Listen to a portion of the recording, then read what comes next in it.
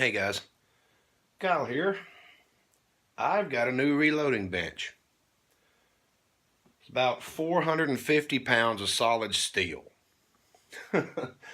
A friend of mine made this for me, and we couldn't get it into the house except for through some French doors in an old bedroom that's nobody's using. So this is going to be my new reloading room. And as you can see, I'm cluttering it up nicely already. Um, Getting ready to play with some 45 Colt stuff for a friend of mine and have a little to spare too. Interesting story. I met up with JH586SW through his endeavors. He happened to be at a local place here close to me, and I said, "Fine, I'll meet you over there." Um, he lives fairly close to me, so I took my son with me, and we went and had dinner. And he happened to be there for another function, and we met up. Well, we got to talking. Great guy.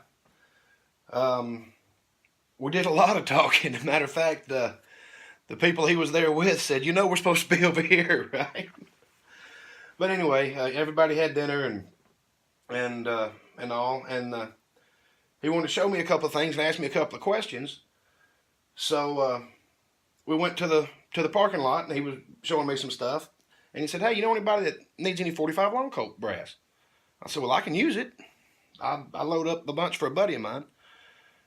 And so he gives me some 45 long Colt brass. Really neat. Matter of fact, we're going to meet up. We hadn't scheduled it yet, but I've got a bunch of 40 brass for him. But anyway, just wanted to let you know about that.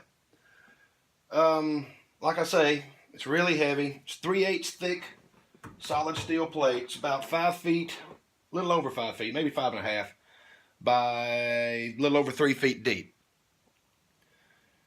It is a beast. I've got an idea because the reason I went with a bigger table is why? Because we run out of space. I now have two Lee Loadmasters. I've got the Dillon, and I've got another Lee press, one of them 4-hole turret presses. If I put all that on this table, I'm not going to have room to do anything else. So here's what I'm thinking. Inline Fabrications makes something similar to this strong mount that Dillon does. And they've got a new addition to that line called the Quick Change setup. It's a plate that you bolt to the bottom of your press, and there's a plate that you bolt to the top of their stand. And they just kind of slide in there and tighten a couple of wing nuts. It looks really neat. But I'm thinking, why buy another stand? I've already got one.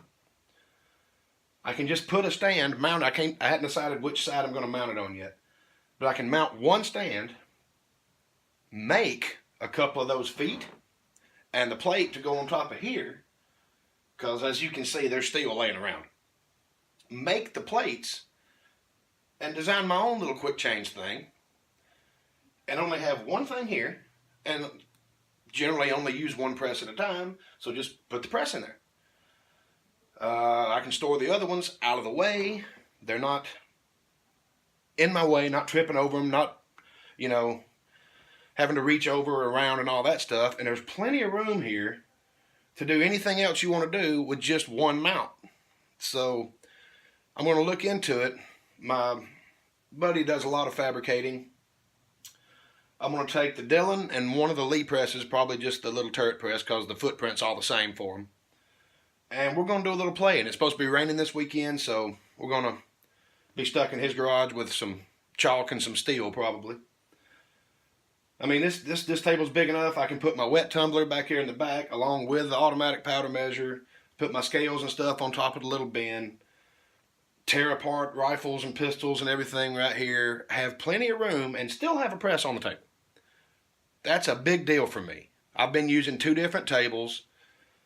I've got stuff spread out everywhere. I'm going to put some shelving in, use up some of this space underneath it for storing stuff. Try to get everything localized. So that's what I've been doing. like I say, it's going to be a crappy weekend, so I should be able to get a lot of stuff done. And I'm actually trying to finish this video up before it gets dark because I didn't realize it, but I need to work on the lighting around here. I'm probably going to put in, I can't decide if I want to do a lamp back there in the corner where I couldn't get it all the way up against the wall, just have a lamp sticking up, one of them little bendy flexible things. Or like put a fluorescent light up top and have it, you know, shining down.